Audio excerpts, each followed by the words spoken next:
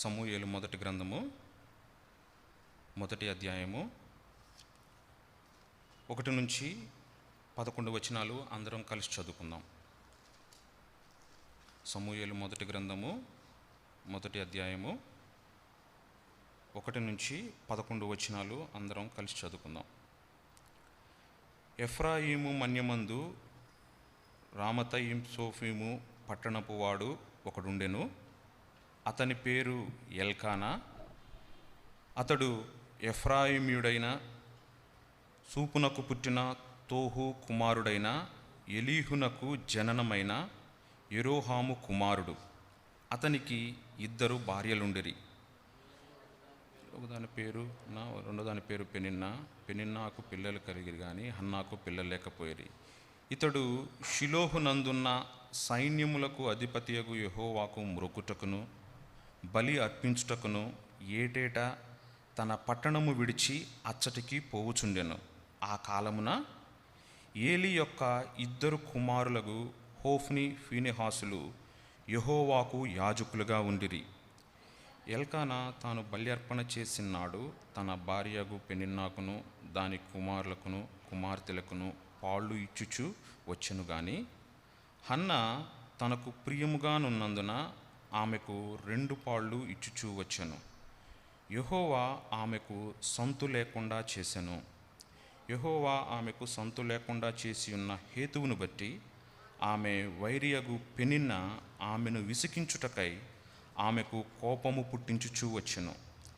ఎల్కానా ఆమెకు ఏటేటా ఆ రీతిగా చేయుచూ నుండగా హన్న యెహోవా మందిరమునకు పోవునప్పుడెల్లా అది ఆమెకు కోపము పుట్టించెను గనుక ఆమె భోజనము చేయక ఏడ్చుచూ వచ్చెను. ఆమె పెనిమిటి అయిన ఎల్కానా, హన్నా, నీవెందుకు ఏడ్చుచున్నావు? నీవు భోజనము మానుట ఎలా? నీకు మనోవిచారం ఎందుకు కలిగినది? 10 మంది కుమారుల కంటే నేను నీకు విశేషమైన వాడను కానా అని ఆమెతో చెప్పుచూ వచ్చెను. వారు షిలోహులో అన్నపానములు పుచ్చుకొనిన తరువాత హన్నా లేచి యాజకుడైన ఏలీ మందిర స్తంభము దగ్గరనున్న ఆసనము మీద కూర్చుని ఉండగా బహుదుఃఖాక్రాంతురాలై వచ్చి యెహోవా సన్నిధిని ప్రార్థన చేయుచు బహుగా ఏడ్చుచు, సైన్యములకు అధిపతియగు యెహోవా, నీ సేవకురాలనైన నాకు కలిగి ఉన్న శ్రమను చూచి నీ సేవకురాలనైన నన్ను మరువక జ్ఞాపకము చేసుకొని నీ సేవకురాలనైన నాకు మగపిల్లను దయచేసిన ఎడల వాని తల మీదికి క్షౌరపు కత్తి ఎన్నటికి రానియక వాడు బ్రతుకు దినములన్నిటను నేను వానిని యెహోవానగు నీకు అప్పగింతునని మ్రొక్కుబడి చేసుకొనెను. ఆమె యెహోవా సన్నిధిని ప్రార్థన చేయుచుండగా ఏలీ ఆమె నోరు కనిపెట్టుచుండెను. ప్రభు సహాయం కొరకై ప్రార్థన చేసుకుందాం. ప్రేమ కలిగిన పరలోకమందున్న మా తండ్రి, పరిశుద్ధుడు అయిన మా ప్రభువా, మీ ప్రియకుమారుడును మా రక్షకుడైన యేసుక్రీస్తు ప్రభుల వారి ఘనమైన నామంలో మీ పాదముల చెంత చేరి మిమ్మల్ని స్తుతిస్తూ గణపరుస్తూ ఉన్నాం. మా జీవితంలో మరొక దినాన్ని మీరు దయచేసిన మీ ప్రేమకై వందనాలు. ఈ రీతిగా ఉపవాస ప్రార్థనలో ప్రభువా నీ వైపు చూడటానికి, అయా నీ యొద్ద నుంచి మేము సహాయం పొందుకోవటానికి, ఏ రీతిగా నీకు ప్రార్థించాలో, ఏ రీతిగా నీకు మొరపెట్టుకోవాలో, ఏ రీతిగా నిన్ను బ్రతిమలాడుకోవాలో వాక్య భాగంలో నుంచి నాయన మా గమనాన్ని తీసుకొచ్చిన లేఖన భాగాలను బట్టి మీకు వందనాలు చెల్లిస్తూ ఉన్నాం. ప్రభువా, ఈ యొక్క వాక్యాన్ని నీ చేతిలో పెట్టుండగా మీరే ఆశీర్వదించండి, విరిచి మాకు పంచిపెట్టండి. ఏ రీతిగా హన్నా జీవితంలో ప్రభువా నీకు మొరపెడుతూ వచ్చిందో అనేక మార్లు మేము వింటూ వచ్చాము, చదువుతూ వచ్చాము. ప్రియ తండ్రి, ఈ ఉదయకాల సమయంలో మాతో మాట్లాడుతూ రండి. తద్వారా మేము కూడా తన జీవితం ద్వారా పురికొల్పబడిన వారమై ప్రభువా సైన్యములకు అధిపతియగు యెహోవా అయిన నీ వైపు చూడటానికి, నీకు ప్రార్థన చేయటానికి, మా జీవితాల్లో ఉన్నటువంటి అవసరతలు, ఆయా కోరికలు నా ప్రభువా ఏవైతే నా తండ్రి మా హృదయాల్లో ఉంటా ఉన్నాయో వాటిని మీకు తెలియపరచడానికి, విన్నవించుకోవటానికి నాకు మాకు సహాయం చేయవలసిందిగా ప్రార్థిస్తూ ఉన్నాం. నిలువబడుచున్న నీ దాసుడు చేతకానివాడు ప్రభువా, అయా మీరే కృప చూపించండి. మీ ప్రజల సమక్షంలో నిలబడటానికి ఏ యోగ్యత అర్హత లేదు. దయతో కరుణించండి. మీ సిలువ చాటు నన్ను మరుగుపరచండి. పలుకుటకు వాక్శక్తిని దయచేయండి. తద్వారా మీ నామానికి మహిమ పొందమని, మాకు పురుకొల్పుని నాయన మీరు దయచేస్తూ రమ్మని, మహిమ ఘనత ప్రభావాలు మీకే ఆరోపించుకుంటూ యేసుక్రీస్తు వారి శ్రేష్టమైన నామంలో ప్రార్థించి అడిగి వేడుకుంటున్నాం తండ్రి. ఆమేన్.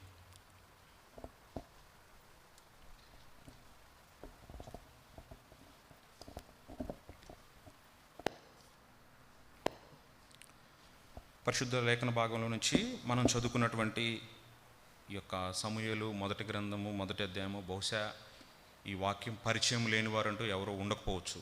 ఎందుకంటే మన క్రైస్తవ విశ్వాస యాత్ర జీవితంలో ఎందుకంటే మచ్చుకి కనపడేటువంటి కొంతమంది జీవితాల్లో హన్నా ఎంతో ప్రాముఖ్యత సంతరించుకుంటూ ఉన్నది.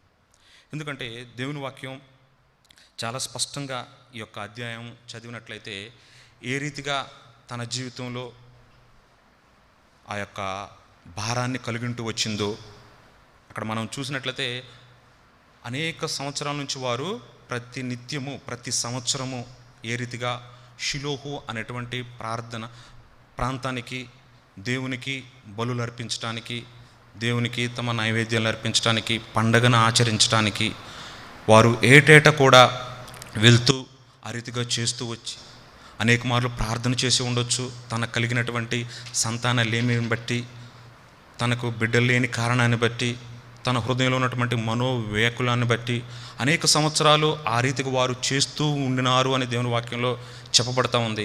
అనేక సార్లు ఆవిడ హన్నా ఆ రీతిగా ప్రార్థన చేస్తూ ఉండవచ్చు. అయితే తన జీవితంలో, తన ప్రార్థనా జీవితంలో కలిగినటువంటి మార్పుని మనం చూసినట్లయితే చాలా స్పష్టంగా మనకి తెలియబడతా ఉన్నది. ఇక్కడ ఈ చెప్పబడినటువంటి ఈ హన్నా, పెనిన్నా, ఎల్కానాకి ఇద్దరు భార్యలుగా దేవుని వాక్యంలో రాయబడి ఉంటా ఉన్నది. ఎందుకంటే ఈ ఎల్కానా ఆ యొక్క లేవి గోత్రికుడు అని దేవుని వాక్యం సెలవిస్తూ ఉంది. అదే విషయాన్ని చూడండి. దినవృత్తాంతములు మొదటి గ్రంథము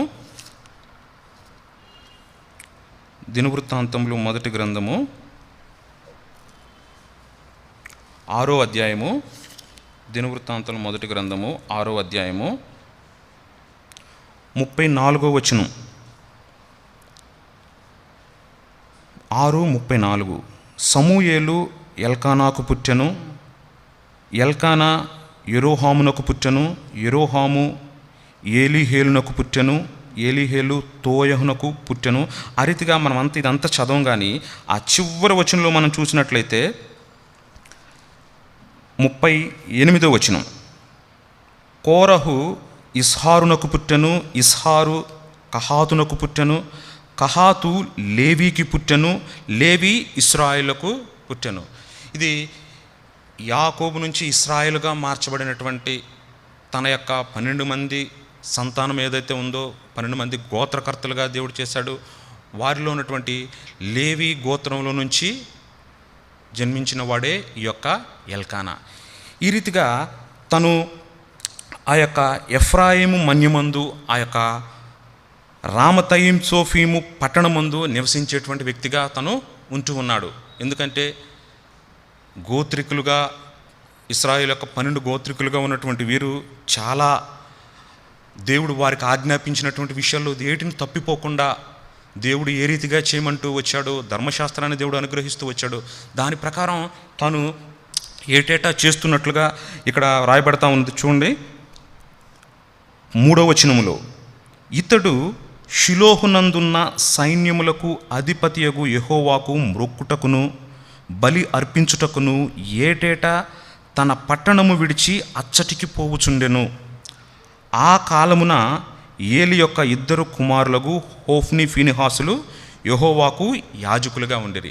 ఇక్కడ ఏటేటా మనకి వెళుచున్నట్లుగా కనపడతా ఉంది. ఎందుకంటే దేవుని వాక్యంలో ఈ రీతికి రాయబడతా ఉంది. నిర్గమాకాండము 23వ అధ్యాయము, నిర్గమాకాండము 23వ అధ్యాయము, నిర్గమాకాండము 23 14వ వచనంలో మనం చూసినట్లయితే 23:14 సంవత్సరమునకు 3 మారులు నాకు పండుగ ఆచరింపవలెను, పులియని రొట్టెల పండుగను ఆచరింపవలను.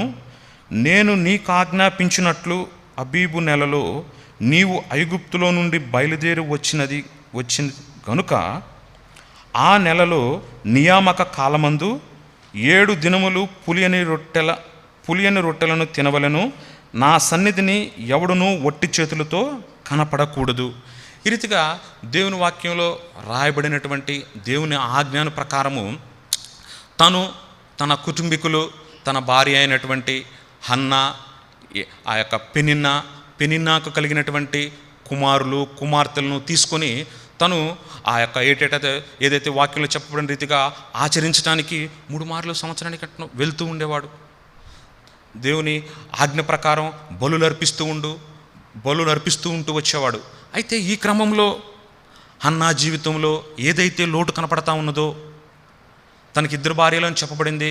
బహుశా మొదటి పేరు హన్నాది ఇవ్వబడింది, తర్వాత ఎల్కానా. బహుశా ఆవిడ మొదటి భార్య అయి ఉండొచ్చు, ఎల్కానా రెండో భార్య అయి ఉండొచ్చు. సంతానము లేని కారణాన్ని బట్టి తను 2వ వివాహం చేసుకుని ఉండవచ్చు. అయితే పెనిన్నాకు కుమారులు కుమార్తెలు కలిగినట్లుగా ఈ వచ్చిన భాగంలో మనకి తెలియచేయబడతా ఉంది. ఈ రీతిగా దేవుని వాక్యంలో సెలవిచ్చిన రీతిగా 5వ వచనములో హన్నా తనకు ప్రియముగా నున్నందున ఆమెకు 2 పాళ్ళు ఇచ్చుచూ వచ్చెను, యెహోవా ఆమెకు సంతు లేకుండా చేసెను. చూసారండి, ఇక్కడ స్పష్టమైన మాట వ్రాయబడి ఉన్నది. యెహోవా ఆమెకు సంతు లేకుండా చేసెను. ఆమెకి సంతానం లేదు. ఎందుకంటే స్త్రీ జీవితంలో ఆ యొక్క బిడ్డలకు జన్మ ఇవ్వటం అనేది ఎంతో గొప్ప వరంగా భావిస్తాం. ఎందుకంటే దేవుడు ఇచ్చినటువంటి మానవులకి గొప్ప భాగ్యం అది. ఎందుకంటే మీరు ఆ యొక్క లోకాన్ని మీరు నిండించాలి, వృద్ధి పొందించాలి, సమస్తాన్ని ఏలాలి అని చెప్పి దేవుడు ఆది కాండములో మానవునికి ఇచ్చినటువంటి యోగ్యత అదే. అంటే ఆ రీతిగా ప్రతి ఒక్కరి జీవితంలోనూ తమ వివాహం తర్వాత తమ బిడ్డలు కలగాలని, వారి ద్వారా వారు సంతాన వృత్తిని చేసుకోవాలని ప్రతి స్త్రీ ప్రతి మహిళ కూడా ఆశపడుతుంది. అదే రీతిగా హన్నా కూడా ఆశపడిందిగా ఉంది. కానీ తన జీవితంలో దేవుడు తనకి సంతానము ఇవ్వలేదు. ఆ యొక్క బాధను బట్టి తను ప్రతిసారి షిలోహుకు వెళ్ళి ప్రార్థన చేసుకుంటూ మొక్కుబళ్ళు చెల్లించుకుంటూ వెళ్తూ వస్తుందే కానీ తన జీవితంలో ఆ వేదన అనేది మాత్రం పోవటం లేదు. ఎందుకంటే ఎల్కానా రెండో భార్య అయినటువంటి పెనిన్నా తనని ఎంతో విసుకిస్తూ వచ్చినట్లుగా దేవుని వాక్యం జ్ఞాపకం చేయబడతా ఉంది. తను విసుకిస్తూ వచ్చినటువంటి కారణాన్ని బట్టి, తన హృదయంలో ఉన్నటువంటి మనోవేదన బట్టి, వ్యాకులాన్ని బట్టి తను ఎంతో బాధపడుతూ వచ్చింది. బాధను బట్టి ప్రతిసారి షిలోహుకి వెళ్ళి ప్రార్థన చేస్తూ వచ్చింది. కానీ తన జీవితంలో ఎటువంటి ఆ యొక్క ఆశ అనేది కలగలేదు.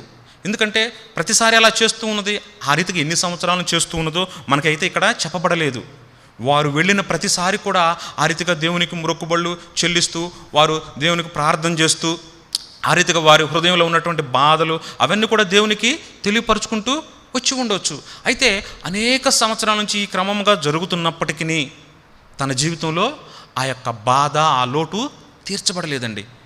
ఎప్పుడైతే ఈ యొక్క 7వ వచనంలో జ్ఞాపకం చేయబడిన మాట, ఎల్కానా ఆమెకు ఏటేటా ఆ రీతిగా చేయుచునుండగా హన్నా యెహోవా మందిరమునకు పోవునప్పుడల్లా అది ఆమెకు కోపము పుట్టించును గనుక ఆమె భోజనము చేయక ఏడ్చుచూ వచ్చెను.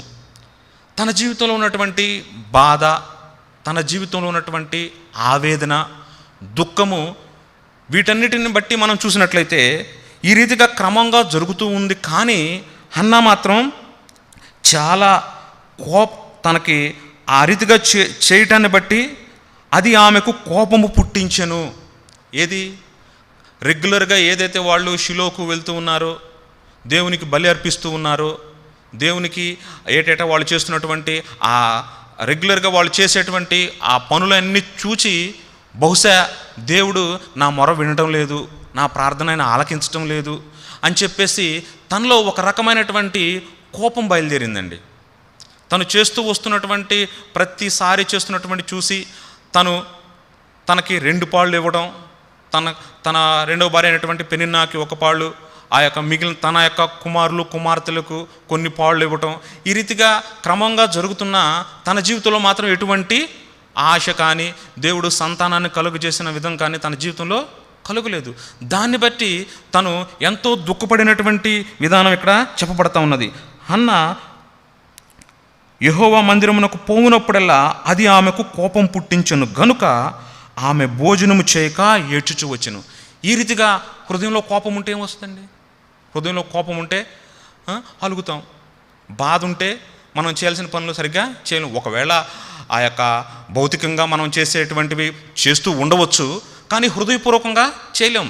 ఇక్కడ హన్నా పరిస్థితి కూడా అదే. అయ్యో, నేను ఇన్నిసార్లు నేను దేవుని ఇంటికి వస్తూ ఉన్నాను, నా బాధ అంతా తెలియపరుచుకుంటూ ఉన్నాను, కానీ దేవుడు నా బాధ వినటం లేదు. చేస్తూ ఉన్నాం కానీ ఏమిటి ప్రయోజనం అటువంటి ప్రశ్నార్థకంగా తన జీవితంలో తను చేస్తున్నటువంటి పనులను చూసి తనకే కోపం వచ్చేసిందంట. కోపంతో ఆమెకు కోపం పుట్టించను గనుక భోజనం చేయక ఏడ్చుచూ వచ్చాను.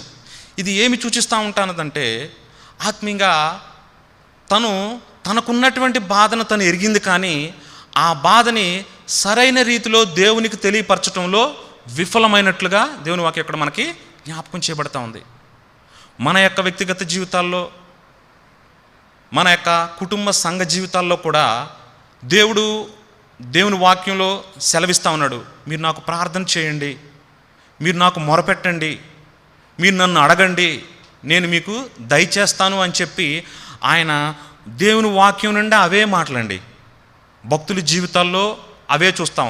కానీ ఎక్కడ రిజల్ట్స్ మనం పొందుకోలేని వారుగా ఉంటూ ఉన్నాము, వాటిని స్వతంత్రించుకోలేని వారుగా ఉంటా ఉన్నామంటే లోపము మనలోనే.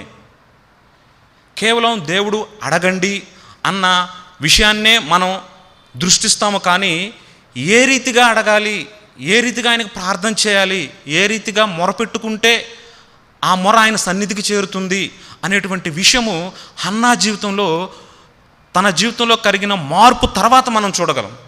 మొదటిసారి అయితే అది ఏదైతే ఆచారం అనుకోనండి, లేకపోతే అలవాటు అనుకోనండి, ఏదన్నా తను చేస్తూ వచ్చింది, కానీ ఆ చేస్తూ వచ్చిన క్రమంలో తనకు ఎటువంటి మేలు కూడా కలుగలేదు. ఎప్పుడైతే తను గ్రహించిందో, ఆ యొక్క కింద మాట చూడండి, ఏడ్చుచూ వచ్చెను 8వ వచనం. ఆమె పెనిమిటి అయిన ఎల్కానా, హన్నా, నీవెందుకు ఏడ్చుచున్నావు? నీవు భోజనము మానుటయేలా? నీకు మనోవిచారం ఎందుకు కలిగినది? 10 మంది కుమారుల కంటే నేను నీకు విశేషమైన వాడను కానా అని ఆమెతో చెప్పుచూ వచ్చెను. తన భర్త శారీరరీతిగా సంబంధ బాంధవ్యాలు కలిగి ఉన్నటువంటి వారం కానివ్వండి, బంధువులైనటువంటి వారు బాధలో ఉన్నప్పుడు, దుఃఖంలో ఉన్నప్పుడు, వారు చెప్పుకోలేని సమస్యలు గుండా వెళ్తున్నప్పుడు సహజంగా మానవులంగా ఎదుటివారిని మనం ఓదార్చాలని చూస్తాం, ఓదార్పునిస్తాం. అలాగే తన భర్త అయినటువంటి ఎల్కానా కూడా తన భార్య అయినటువంటి హన్నాని తను దుఃఖపడుతూ ఉంది, భోజనం చేయకుండా ఉంటా ఉన్నది, కోపంతో ఉంటా ఉన్నది. తను గమనించిన వాడే తను ఏం చేయగలడు? కేవలం తన భార్యతో చెప్తున్నాడు, అమ్మా ఎందుకు ఏడుస్తావు, ఎందుకు భోజనం మానేస్తావు, ఎందుకు మనోవేదన కలిగి ఉంటావు అని చెప్పి తన వల్ల ఎంతవలనైతే తనకు సహాయం చేయగలడో, ఎంతవరకైతే తన దుఃఖాన్ని నివారించగలడో తన ప్రయత్నంలో తను చేస్తూ తనని ఓదార్చడానికి ప్రయత్నిస్తూ ఉన్నాడు. మనం కూడా అనేక సార్లు బాధల్లో ఉన్నవారిని, దుఃఖాల్లో ఉన్నవారిని, అయ్యో ఇటువంటి సమస్యలు గుండా వెళ్తూ ఉన్నావు, ఇటువంటి ఇబ్బందులు గుండా వెళ్తూ ఉన్నావు, దేవుడు తప్పకుండా సహాయం చేస్తాడు, నీ బాధలు తీరుస్తాడు, నీ దుఃఖాన్ని ఆయన తీసివేస్తాడని చెప్పేసి మనం కూడా అనేక సార్లు వారిని ఓదార్చడానికి, వారి బాధను ఇచ్చేయడానికి, మర్చిపోయేటట్లు చేయడానికి మనం కూడా మన ప్రయత్నాల్లో మనం చేస్తాం. కానీ వారి యొక్క హృదయాంతరంగాల్లో ఉన్నటువంటి వేదనని, వారి బాధని, వారి అవసరతను మనం ఏ మానవుడు కూడా తీర్చలేడండి. చివరికి అది భర్త అయినా, తండ్రి అయినా, తల్లి అయినా, ఇంకెంతటి వారైనా కానీ ఒక మనిషిలో ఉన్నటువంటి బాధ, వారి వేదన అది ఎవరు కూడా తీర్చలేరు. ఆ సత్యాన్ని హన్నా ఈ సమయంలో గ్రహించింది. ప్రతిసారి తను ఏడుస్తున్నటువంటి ప్రతిసారి తన భర్త ఓదారుస్తున్నాడు, అమ్మ ఎందుకు ఏడుస్తావు, ఎందుకు భోజనం మానేస్తావు, ఎందుకు మనోవేదన కలిగి ఉంటావు అని చెప్పేసి అంతవరకే తనకి ఆదరణ కలిగించే మాటలు మాట్లాడుతూ తనని ఓదార్చాలని చూస్తూ ఉన్నాడు. కానీ అంతకు మించిన సహాయము తన దగ్గర నుంచి తను దొరకటం లేదు. ఈ సత్యాన్ని హన్నా గ్రహించింది. అందుకే తను చేసేటువంటి విన్నపాల్లో, తను చేసేటువంటి ప్రార్థనలో ఎంతో వ్యత్యాసమైనటువంటి మార్పు కనబడతా ఉంది. అందుకే ఈ యొక్క మాటల్లో ఎందుకు ఏడ్చుచున్నావు, భోజనం ఎందుకు భోజనం మానుట ఎలా, మనోవిచారం ఎందుకు అని చెప్పేసి ఆ 3 మాటల ద్వారా ఎల్కానా తనని ఓదార్చాలని చూసినా తన వల్ల ఆ ఓదార్పు తనకు కలగదని, తన బాధ తీసివేయబడదు, అది ఒకవేళ ఇచ్చేసిన తాత్కాలికమే అని తెలిసి గ్రహించి తను తన దేవుడైనటువంటి యెహోవాని దృఢ నిశ్చయతతో, లేదు నేను ఆయన సన్నిధిలో మొరపెట్టుకుంటాను, ఎందుకంటే ఆయన మాత్రమే నాకు సహాయం చేయగలిగినటువంటి దేవుడు, మనుషులు ఎవరి వలన కూడా నాకు సహాయం రాదు అని చెప్పి, ఒకవేళ తన పితరులైనటువంటి వారి జీవితాల్లో కలిగినటువంటి గొప్ప ఆశ్చర్యకాల బహుశా జ్ఞాపకం చేసుకుందేమో. అందుకే తను నిశ్చయపరుచుకుంటూ దేవుని సన్నిధిలో ఆ రీతిగా 10వ వచనం, బహుదుఃఖాక్రాంతురాలై వచ్చి యెహోవా సన్నిధిని ప్రార్థన చేయుచు బహుగా ఏడ్చుచు. ఈ అనుభవం ముందు తనకు లేదండి. ముందు కేవలం ఆచారబద్ధమైనటువంటి, లేకపోతే క్రమంగా తను చేయాల్సినటువంటి విధానంగా ఆ యొక్క షిలోహుకు వెళ్ళి తను చేస్తున్నటువంటి క్రమాన్ని చేస్తూ వచ్చిందే. కానీ ఈ రీతిగా బహుదుఃఖాక్రాంతురాలై వచ్చి యెహోవా సన్నిధిని ప్రార్థన చేయుచు బహుగా ఏడ్చుచు, ఇది దేన్ని సంకేతం ఇస్తూ ఉందంటే తన జీవితంలో కలిగినటువంటి గొప్ప మార్పుని జ్ఞాపకం చేస్తూ ఉంటా ఉన్నది.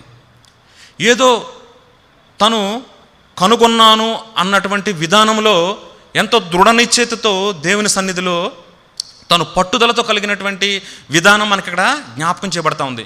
నేను ఎందుకు అనవసరంగా ప్రతిసారి కోపపడటం, నేను ఎందుకు అనవసరంగా భోజనం మానవేయటం, మనోవిచారం ఎందుకు కలగాలి నాకు, వీటి వల్ల నాకెవరన్నా సహాయం చేయగలరా, ఎవరన్నా నా ఇబ్బందిని లేకపోతే నా బాధను తీర్చగలరా అనేటువంటి గ్రహించినటువంటి హన్న జ్ఞాపకం పెట్టుకుంది.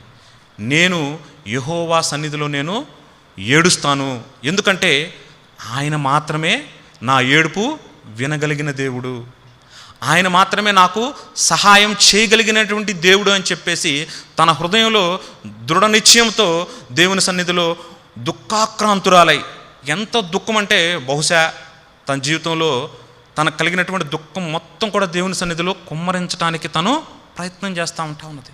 అదే విషయాన్ని యోబు గ్రంథము 7వ అధ్యాయము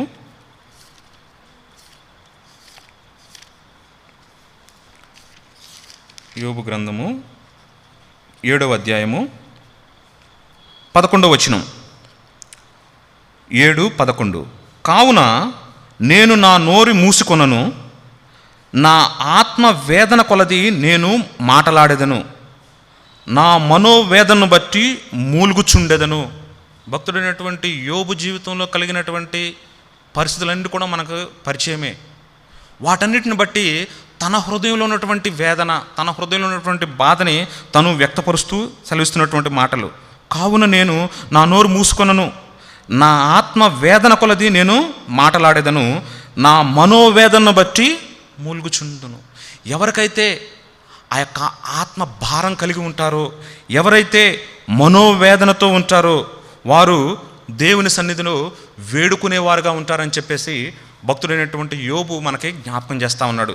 అంత మాత్రమే కాదు, 10వ అధ్యాయము 1వ వచనం, యోబు గ్రంథము 10వ అధ్యాయము 1వ వచనం, నా బ్రతుకునందు నాకు విసుగు పుట్టినది, నేను అడ్డు లేకుండా అంగలార్చెదను, నా మనోవ్యాకులము కొలది నేను పలికెదను. చూసారండి, అంటే ఎవరి జీవితాల్లో అయితే అవి తారాస్థాయికి చేరతాయో, ఎవరైతే వాటిని గుర్తించగలుగుతారో, అవి ఎలాగూ తీర్చబడతాయి అని అటువంటి అనుభవం కలిగినటువంటి వారే ఈ మాటలు పలకగలుగుతారు. నా బ్రతుకునందు నాకు విసుగు పుట్టినది, నేను అడ్డు లేకుండా అంగలార్చెదను, నా మనోవ్యాకులము కొలది నేను పలికెదను. ఎట్లాంటి నిశ్చయత కలిగి యోబు దేవుని సన్నిధిలో మొరపెట్టుకుంటూ ఉన్నాడు. సేమ్ మన హన్నా జీవితంలో కూడా అదే నిశ్చయత కనపడతా ఉన్నదండి.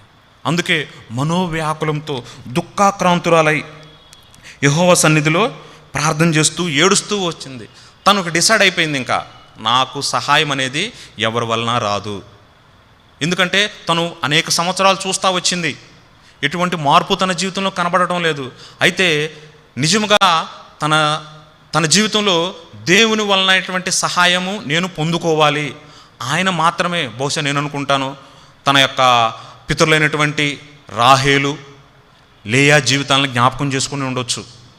వారు ఏ రీతిగా సంతానం కొరకు యాకోబుని రాహేలు అడుగుతూ ఉంటుంది, నువ్వు నాకు సంతానం దయచేయమంటే యాకోబు అంటాడు కదండి, నేను దేవుని స్థానమందున్నానా నీకు సంతానాన్ని ఇవ్వడానికి అని చెప్పి తను ఇచ్చినటువంటి జవాబు బహుశా తన పితరుల యొక్క సమాధానాలని వారి యొక్క జీవితం నుంచి జ్ఞాపకం తెచ్చుకుని ఉందేమో, బలపరచబడిందేమో. అందుకే లేదు, నా దేవుని యొద్ద నేను మొరపెట్టుకుంటాను, నా వ్యాకులాన్ని నేను ఆయనకి తెలియపరచుకుంటానని చెప్పేసి ఆయన తన యొక్క పాదాలను పట్టుకొని ఏడుస్తూ ఉన్నది. 11వ వచనం, సైన్యములకు అధిపతికి యెహోవా నీ సేవకురాలనైన నాకు కలిగి ఉన్న శ్రమను చూచి, 3 విషయాలు ప్రాముఖ్యంగా ఇక్కడ జ్ఞాపకం చేస్తూ ఉన్నది.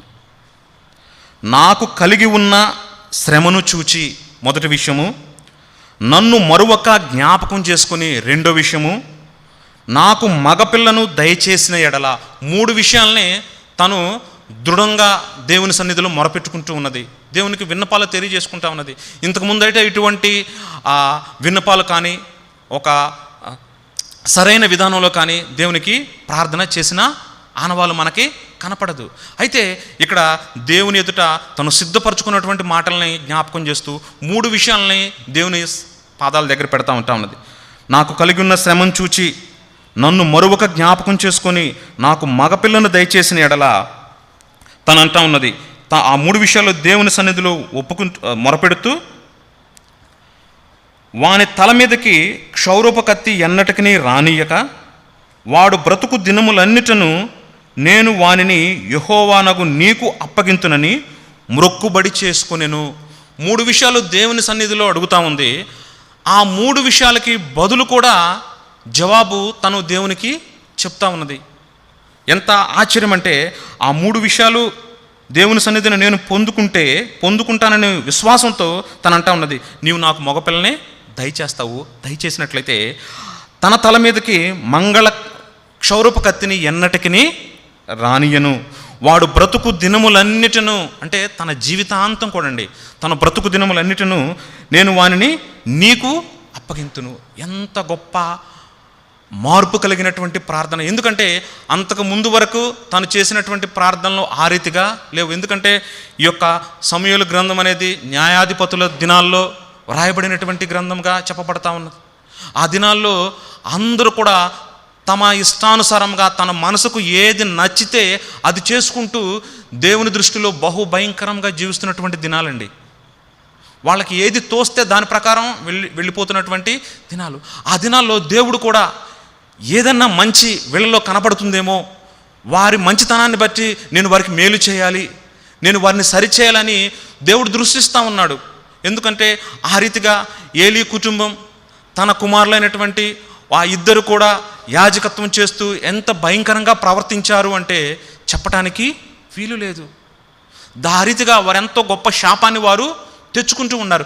ఇటువంటి క్రమంలో దేవుని మనసును ఎరిగి, దేవునికి అవసరత ఉన్నది, అప్పటి వరకు కేవలం తన అవసరత కొరకే ప్రార్థన చేస్తూ ఉంది. కానీ ఎప్పుడైతే దేవుని సన్నిధిలో నాకు సహాయం చేసేది దేవుడు మాత్రమే, నా ప్రార్థనలకు జవాబిచ్చేది ఆయన మాత్రమే, ఆయన తప్ప ఎవరు నాకు సహాయం చేయలేరు, నా ప్రార్థనలకు జవాబు ఇవ్వలేరు, నా మనోవేదనను తీసివేయలేరని ఎప్పుడైతే గ్రహించిందో వెంటనే దేవుని మనసు తనకు అర్థమవుతూ ఉన్నది. ఒకవేళ అడిగి ఉండొచ్చుగా, ఒకవేళ దేవుని మనసు తను ఎరిగి ఉన్నట్లయితే, అయ్యా నాకు కుమారుని దయచేయి అని తన స్వార్థం కొరకే అడిగి ఉండొచ్చుగా. ఇంతకుముందు అయితే తన స్వార్థం కొరకు అడిగింది, ప్రార్థన చేసింది అని మనం చెప్పుకోగలుగుతాం. కానీ ఇక్కడ తన స్వార్థం కనపడటం లేదండి. దేవుని అవసరతను గుర్తెరిగినటువంటి బిడ్డగా ఉంటా ఉన్నది. అందుకే దేవుడు అడక్కపోయినా తన హృదయంలోంచి వచ్చినటువంటి ఆలోచనే, నువ్వు నాకు మగబిడ్డను దయచేస్తే, ఎందుకంటే నీకు అవసరత ఉంది, నీ అవసరత ఆ యొక్క కుమారుని ద్వారా తీర్చబడాలి ప్రభువా అని చెప్పేసి ప్రార్థన చేస్తూ దేవుని మొరపెట్టుకుంటూ ఉన్నది. ఈ రీతిగా భక్తులైనటువంటి దావీదు జీవితంలో, యోనా జీవితంలో, ఇర్మియా మరియు పౌలు జీవితాల్లో కూడా మనం చూస్తూ వచ్చినట్లయితే వారు వెళ్ళినటువంటి కఠినమైనటువంటి పరిస్థితులను కూడా వారు కూడా అనేకమైన పరిస్థితులు కూడా వెళ్ళారండి. అయితే తమ దేవుణ్ణి వారు జ్ఞాపకం చేసుకున్నారు. తమ దేవుడు వారికి సహాయం చేయగలడని, తమను ఓదార్చగలడని వారు గుర్తెరిగి తమ దేవుని యొద్ద మొరపెట్టిన వారుగా, ఆ రీతిగా దేవుని చిత్తానుసారంగా వారు ప్రార్థన చేసి గొప్ప మేలు పొందిన వారుగా మనం చూస్తూ ఉండవచ్చు. ఈ రీతిగా హన్నా చేసినటువంటి ప్రార్థన, హన్నా మాటలు కాదండి తను చెప్పింది, హన్నా మాటలు కాదు, తను చేసినటువంటి ప్రార్థన దేవుని చెవికి చేరిందని దేవుని వాక్యం సెలవిస్తూ ఉంది. ఎందుకంటే ఆమె నొప్పి చాలా లోతుగా ఉంటా ఉన్నది, ప్రార్థన మాత్రం మౌనంగా నిశ్శబ్దంగా పెదవులు మాత్రమే కదులుతూ ఉన్నాయంట. ఏలీ అదే కదండి చూశాడు. చూస్తా నువ్వు ఇంకా ఎంతవరకు మధురాలువై ఉంటావు అని చెప్పేసి తను బాహ్యంగా చూసిన దాన్ని బట్టి తనని మాట్లాడుతూ ఉన్నాడు. అయితే తన హృదయంలో బాధ ఎంత లోతుగా ఉందో దేవుడు ఎరిగాడు.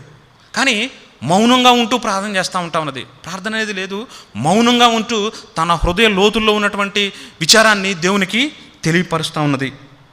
కానీ ఆమె ప్రార్థన మాత్రం నిశ్శబ్దంగా ఉన్నదని చెప్పేసి దేవుని వాక్యం జ్ఞాపకం చేయబడతా ఉంది. అంత మాత్రమే కాదు, హన్నా తన హృదయాన్ని తాకిన దేవునితో చేయడానికి ప్రయత్నించినట్లు బేరసారాలు ఆమె చెయ్యలేదండి. మనం చాలా ప్రాముఖ్యంగా గుర్తించాల్సినటువంటి విషయం. చాలా వరకు మన ప్రార్థన అంతా, మన విన్నపాలంతా దేవునితో బేరసారాలు చేసే, బార్గెనింగ్ చేసే విధానంలోనే ఉంటాయి. అయితే భక్తురాలు జీవితంలో బేరసారాలు చేసేటువంటి విధానంలో లేదు. తన హృదయంలో కలిగినటువంటి ఆ యొక్క గొప్ప ఆలోచన, దేవుని మనసు, దేవుడు తన హృదయాన్ని తాకిన దాన్ని బట్టి తను ప్రార్థన చేస్తూ ఉంటా ఉన్నది. అయితే తన జీవితంలో ప్రాముఖ్యంగా మనం చూసినట్లయితే దేవుణ్ణి విశ్వసించిన మహిళ నుండి విశ్వాసం యొక్క కేకలు మనకు వినపడతా ఉన్నాయి. తను ఏ రీతిగా కేకలు వేసిందో బహుశా బాహ్యంగా ఎవ్వరికి, అక్కడ కూర్చున్నటువంటి ఏలీ భక్తుడికే ఆయనకే వినపడలేదు.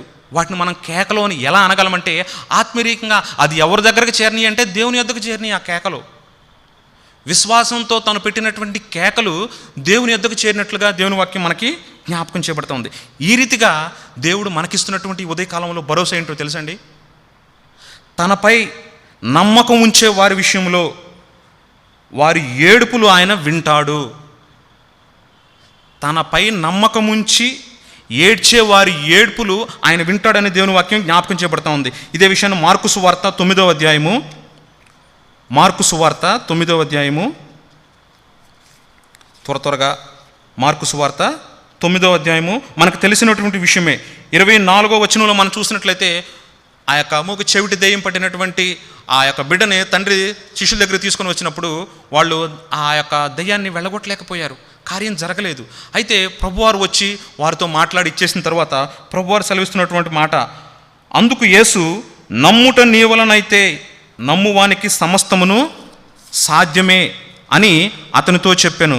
వెంటనే ఆ చిన్నవాని తండ్రి, నమ్ముచున్నాను, నాకు అపనమ్మకము ఉండకుండా సహాయం చేయమని బిగ్గరగా చెప్పాను. ఎవరి జీవితంలో అయితే నమ్మకం కలిగి ఆయనకి ఏడుస్తూ మొరపెడతారో, ఏడుస్తూ ప్రార్థన చేస్తారో, దేవుడు అటువంటి వారి ప్రార్థనను తప్పక వింటాడు అని ఆ యొక్క హన్నా జీవితం ద్వారా మనకి జ్ఞాపకం చేయబడతా ఉందండి. అంత మాత్రమే కాదు, హన్నా ఏ రీతిగా దేవుడొక్కడే తన హృదయాన్ని అవసరతను తీర్చగలడు, తన హృదయం ఆయనకు తెలుసు అన్నటువంటి విషయం గ్రహించిందో ఆ రీతిగా తన యొక్క ప్రార్థనని మలుచుకున్నదండి. అంటే దీన్ని బట్టి ఎంతమంది జీవితంలో ప్రార్థన చేసే వరంగా ఉంటామో, దేవుని హృదయాన్ని తెలుసుకోకుండా ప్రార్థన చేస్తే అటువంటి ప్రార్థనకి జవాబు రాదు. అటువంటి ప్రార్థన యొక్క ప్రతిఫలం మనము పొందలేము. బహుశా మనం సంవత్సరాలు తరబడి చేస్తూ ఉండొచ్చు, అలవాటుగా చేస్తూ ఉండొచ్చు, కానీ ఆయన యొక్క హృదయాన్ని తెలుసుకుని హన్నా అదే చేసిందండి. హృదయం యొక్క అవసరతను తీర్చగలిగినటువంటి వాడు ఆయన మాత్రమే అని, తన అభ్యర్థనను తన దయ ద్వారా పనిచేస్తుందని విశ్వసించింది. దేవుడు అదే అంటాడు కదండి రోమీలకు రాసిన పత్రికలో, ప్రయాసపడటం. చూడండి ఆ మాట, రోమీలకు రాసిన పత్రిక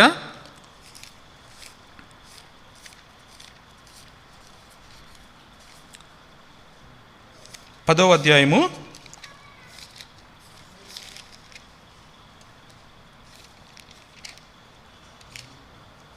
ఎంతనా క్షమించండి 9వ అధ్యాయం 9-16 వచనం. ప్రయాసపడు వాని వలనైనను కాగా పొందగోరు వాని వలనైనను ప్రయాసపడు వాని వలనైనను కాదు కానీ కరుణించు దేవుని వలననే అగును. ఎంత స్పష్టంగా దేవుని వాక్యం రాయబడతా ఉందంటే, బహుశా మనం ప్రయాసపడతా ఉన్నామేమో. సంవత్సరాల నుంచి మన అవసరత కొలది, అక్కర కొలది మనం దేవునికి ప్రార్థన చేస్తే దేవుడు వింటాడు అన్న విషయం తెలుసు. దాన్ని బట్టి మనం ప్రయాసపడతా ఉన్నామేమో, పొందాలని ఆశపడతా ఉన్నామేమో. కానీ వీటి వలన ఏది జరగదంటండి, కరుణించు దేవుని వల్లనే జరుగుతుందని చెప్పి దేవుని వాక్యం స్పష్టం చేయబడతా ఉంది. ఆ సత్యాన్ని హన్నా గ్రహించింది. అందుకే ఆయన దయను పొందుకోవటానికి తను చేసినటువంటి ప్రయత్నంలో విజయం సాధించింది. అందుకే దేవుని సన్నిధిలో ఆ రీతిగా మొరపెట్టుకుంటూ దేవుని సన్నిధిలో ప్రార్థన చేస్తూ ఉంది. దీన్ని బట్టి దేవుడు ఇచ్చేటువంటి సాక్ష్యం ఏంటో తెలుసండి. ఆమె అందంగా కూర్చున్నటువంటి పిటిషన్ ఏదైతే మనం ప్రార్థన చేస్తాం కదండి, చక్కని పదజాలాలతో చక్కగా వివరణతో ఆ రీతిగా ఆమె ఏం చేయలేదు. మన జీవితాలు అయితే అందంగా కూర్చున్న ఆ యొక్క పిటిషన్ లాగా, ఆ కారణాన్ని బట్టి ప్రభువు ఆమెకు సమాధానం ఇవ్వలేదు అని చెప్పేసి ఈ వాక్య సత్యాలను బట్టి మనకి అర్థమవుతుంది. తను చేసింది ఒకటే, అంతరంగంలో ఉన్నటువంటి బాధని దేవునికి తెలియపరిచింది. తన మనోవేదనని దుఃఖాక్రాంతురాలై, ఎందుకంటే నిశ్చయించుకుంది దేవుడు తప్పకుండా వింటాడు, ఎందుకంటే ఆయన మాత్రమే సహాయం చేయగలడు అన్న దృఢ నిశ్చయంతో వచ్చి ఏమీ చక్కగా ఒక కూర్పుతో కూర్చున్నటువంటి ప్రార్థన కానివ్వండి, వినసొంపుగా ఉండేటువంటి మాటలతో కూర్చున్నటువంటి విషయాలను కానివ్వండి దేవునికి తెలియపరిచినట్లుగా అక్కడ లేదు. అవి దేవుని చెవులకు అవి చేరలేదు. వాటిని బట్టి దేవుడు సమాధానము ఇవ్వలేదని చెప్పి దేవుని వాక్యం జ్ఞాపకం చేస్తూ ఉంది. మరియు ఆమె చేసేటువంటి దీర్ఘమైన ప్రార్థనలో శైలిని బట్టి వాటిని వలన దేవుడు ఆమెకు జవాబిచ్చినట్లుగా, దేవుడు తన చెవి యొగ్గి ఆలకించినట్లుగా లేఖన భాగాల్లో చెప్పటం లేదు. అదే విషయం మనకు జ్ఞాపకం చేయబడతా ఉంది. ఎందుకంటే తను చేసినటువంటి ఆ యొక్క ప్రార్థన, తను చేసినటువంటి ఆ యొక్క దుఃఖంతో విన్నవించుకున్న విన్నపం దేవుని హృదయాన్ని కదిలించింది. సత్యం ఏంటంటే దేవుని హృదయాన్ని కదిలించింది. ప్రియా దేవుని బిడ్డలారా, ఎవరి జీవితాల్లో అయితే దేవుని హృదయాన్ని కదిలించగలిగేటువంటి ప్రార్థన ఉంటుందో, దేవుని హృదయాన్ని మన యొక్క హృదయంలో ఉంచినటువంటి బాధ, అవసరత ఏదైతే ఉందో, ఎవరి జీవితాల్లో అయితే ఇటువంటి అనుభవం ఉంటుందో తప్పకుండా దేవుడు వారికి ఆ యొక్క జవాబును దయచేస్తాడు, వారి పరిస్థితుల నుంచి ఆయన విడిపిస్తాడు అని చెప్పి హన్నా జీవితం ద్వారా మనకి అర్థమవుతూ ఉన్నదండి. అంత మాత్రమే కాదు, దేవుడు అన్నా ప్రార్థనకి ప్రతిస్పందించాడు. ఎందుకంటే ఆమె తనను విశ్వసించే హృదయాన్ని కలిగి ఉంది. దేవుడు చూసినటువంటి సాక్ష్యం, నేను ఆమెకి ప్రతిస్పందించాను. దేవుడు చెబుతున్నటువంటి మాట, నేను ఆమెకు ప్రార్థనకి ప్రతిస్పందించాను. ఎందుకంటే విశ్వసించే హృదయాన్ని ఆమె కలిగి ఉన్నది. మన జీవితంలో ఈ ఉదయకాల సమయంలో ప్రభు మనకు జ్ఞాపకం చేస్తున్నటువంటి విషయం, అటువంటి విశ్వాసం మన జీవితంలో ప్రాముఖ్యంగా ఉన్నదా లేదా? చాలా శ్రేష్టమైనటువంటి మాట అండి. విశ్వాసం కలిగిన హృదయం ఉంటేనే దేవుడు అంటా ఉన్నాడు, నేను ప్రతిస్పందిస్తాను. ఏ రీతిగా అన్నాకు ప్రతిస్పందించాడో నా జీవితాల్లో మన అవసరతలు ఏమైనప్పటికీ, సంఘ అవసరతలు కానివ్వండి, వ్యక్తిగతంగా కుటుంబంగా మన అవసరతలు ఏమైనప్పటికీ దేవుడు వాటికి ప్రతిస్పందిస్తేనే వాటికి కార్యం జరుగుతుంది. అందుకే దేవుడు అంటా ఉన్నాడు, నేను ప్రతిస్పందించాను హన్నా ప్రార్థనకి. కారణం ఏంటంటే ఆమె విశ్వాసాన్ని కలిగినటువంటి హృదయాన్ని కలిగి ఉన్నది. దేవుడు ఆ హృదయాన్ని చూచాడు. అంత మాత్రమే కాదు, ప్రభు ఆమె ఆలోచనలు చదవగలిగాడు. ఎందుకంటే యెషయా గ్రంథంలో ఒక మాట జ్ఞాపకం చేయబడతా ఉంది, చూడండి. యెషయా గ్రంథము 29వ అధ్యాయము, యెషయా గ్రంథము 29వ అధ్యాయము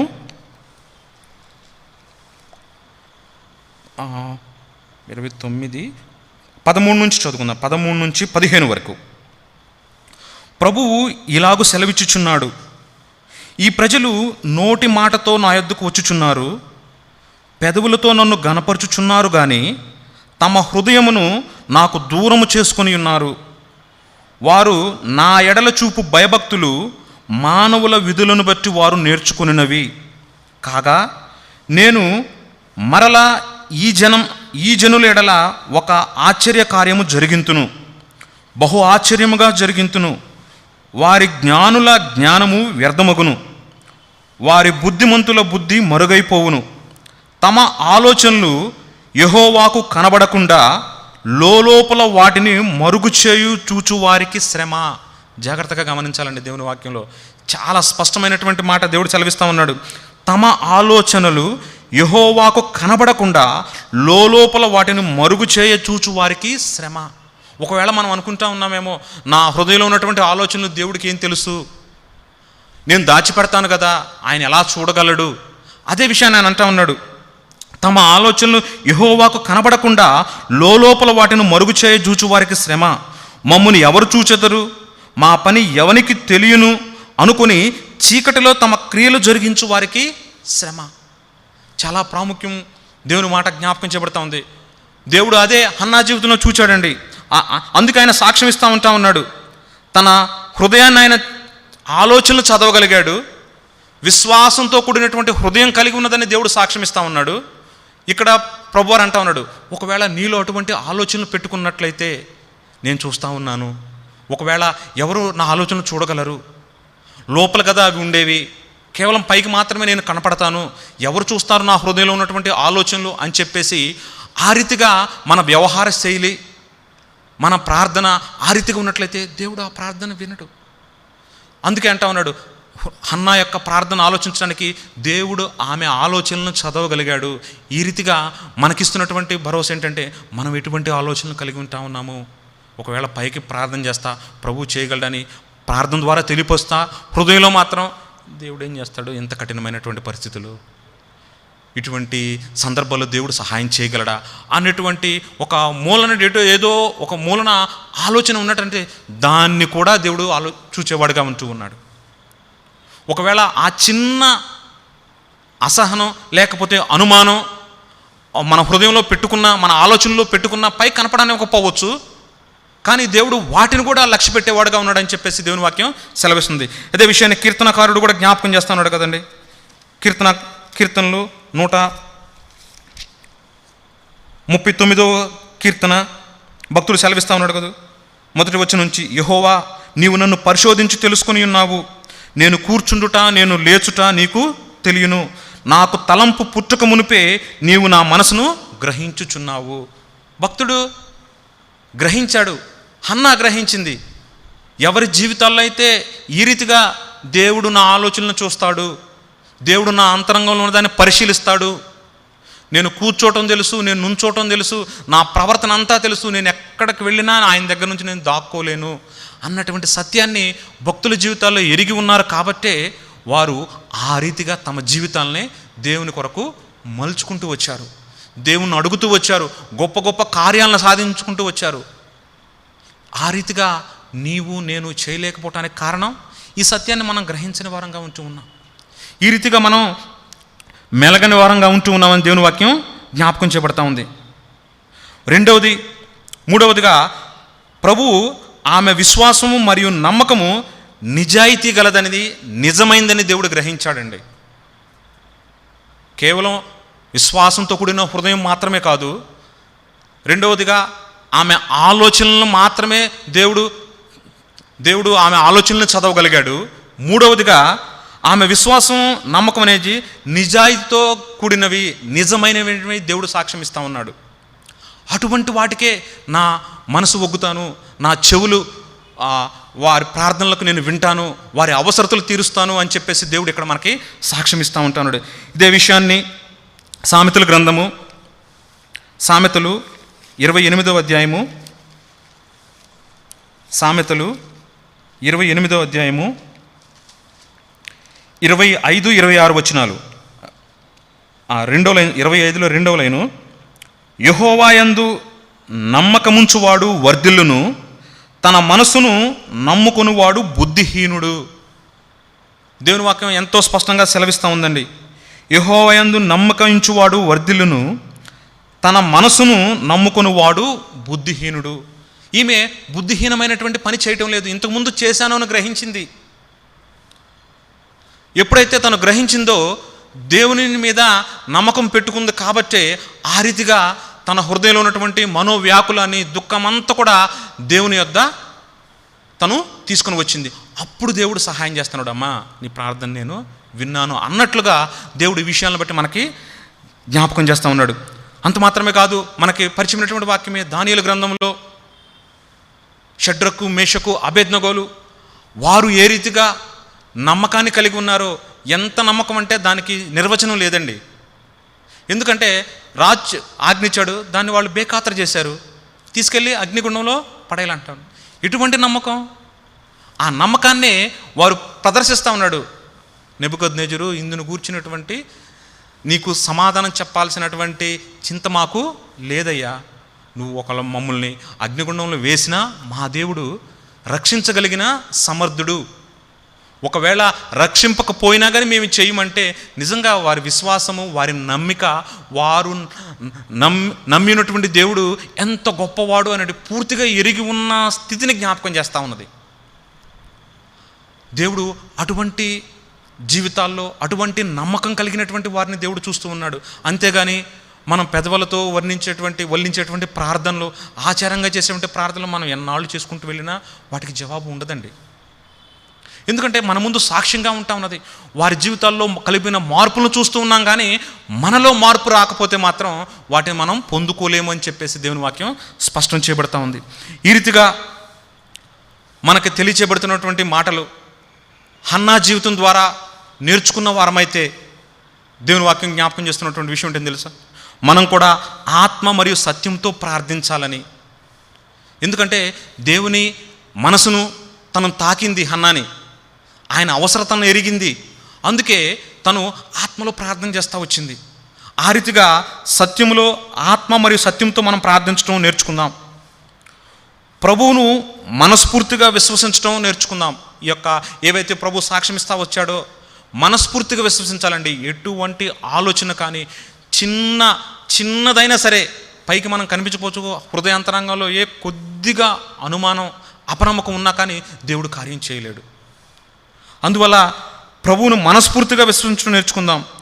ఆయన ప్రార్థనలు వినే మరియు సమాధానమిచ్చే దేవుడు అని మనం తెలుసుకోవాలి.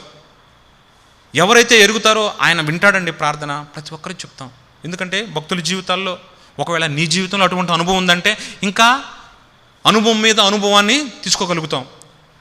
భక్తుల జీవితంలో వాళ్ళు చెప్తారు, మా ప్రార్థన మా దేవుడు వింటాడు, మా అవసరతలు ఆయన తీరుస్తాడు, ప్రార్థన వినేవాడు, సమాధానం దయచేసేవాడు అని భక్తుల జీవితాల్లో చెప్తా ఉన్నారు. మన జీవితంలో కూడా మనం అటువంటి అనుభవాన్ని కలిగి ఉంటే ఆ అనుభవం ఇంకా మనకి పై మెట్టుకి దోహదపడేదిగా ఉండాలని చెప్పేసి దేవుని వాక్యం మనకి జ్ఞాపకం చేయబడతా ఉన్నది. ఆ రీతిగా మన జీవితాన్ని ఆయన చిత్తంతో, మన ప్రార్థనలను సమలేఖనం చేయడానికి మనం ప్రయత్నించాలి. ఆయన చిత్తం ఏందో ఎరగాలి. మన అవసరతలు మనకు ఉండొచ్చు, అయితే ఆయన చిత్తాన్ని ఎరిగి ఆయన చిత్తంతో మన ప్రార్థనలు కలిసే విధంగా ఉన్నట్లయితే గొప్ప సమాధానాలని, జవాబులు మనం పొందుకుంటామని దేవుని వాక్యం జ్ఞాపకం చేయబడతాం. ఎందుకంటే ప్రార్థనను మనం చాలామంది దేవుణ్ణి వక్రీకరించే విధంగా, అంటే దేవునికి ఒక ట్విస్ట్ లాగా మనం ప్రార్థనలు ఉపయోగించుకుంటూ ఉంటామండి. చాలామంది దేవుణ్ణి వక్రీకరించే విధముగా మనం చేసేటువంటి ప్రార్థనలు ఉంటాయి అని చెప్పేసి భక్తులు జ్ఞాపకం చేస్తూ ఉన్నారు. ఆ రీతిగా మన ప్రార్థనలు ఉండకూడదు అని చెప్పేసి దేవుని వాక్యం మనకి జ్ఞాపకం చేయబడతా ఉంది. అన్ని విషయాల్లో ఆయన్ని విశ్వసించడానికి మరియు మన హృదయం యొక్క ఆశలు, ఆలోచనలు పూర్తిగా మనం ఆయనకి అప్పగించుకున్న నాడే మనం ఆయన యొద్ద నుంచి జవాబులు పొందుకోగలము. అదే విషయాన్ని చివరగా యోహాను రాసిన మొదటి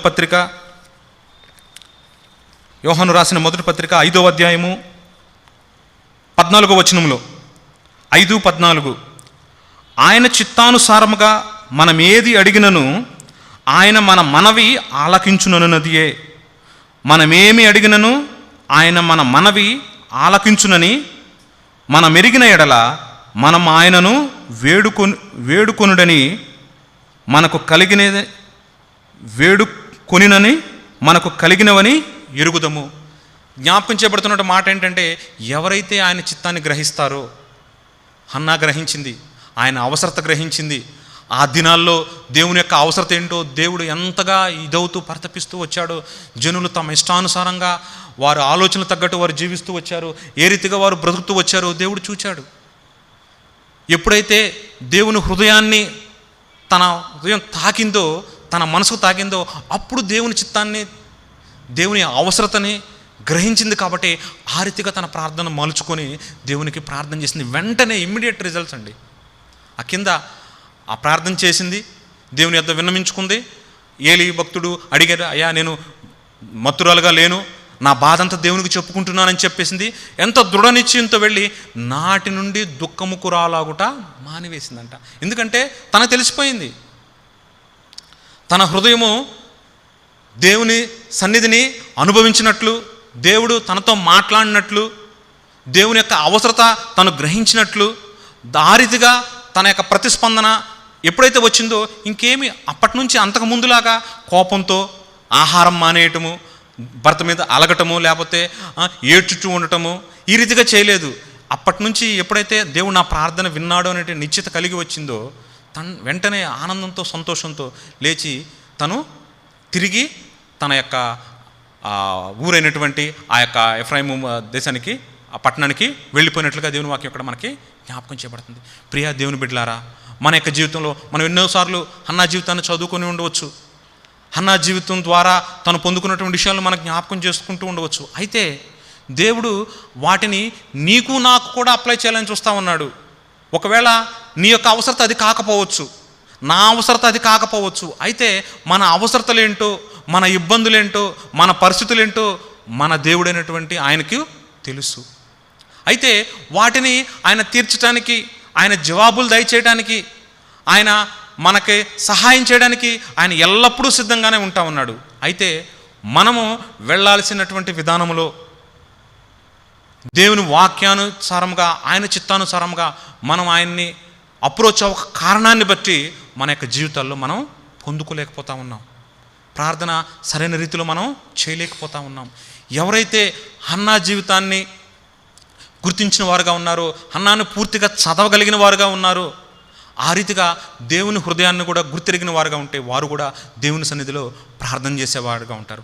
సమస్యలు ఎంత జటిలమైన, ఎంత కఠినమైనటువంటి దేవుడు వాటిని సాధించడానికి ఆయనకి అసాధ్యమైనది ఏదీ లేదు అని చెప్పేసి దేవుని వాక్యం జ్ఞాపకం చేయబడతా ఉంది. ఈ సత్యం ఈ ఉదయకాల సమయంలో మనం గ్రహించిన వారమైతే తప్పక ఆ రీతిలో ప్రార్థన చేయడానికి ప్రభు మనకి సహాయం చేయనుగాక. అటు రీతిలో ప్రభు మనల్ని నడిపించునుగాక.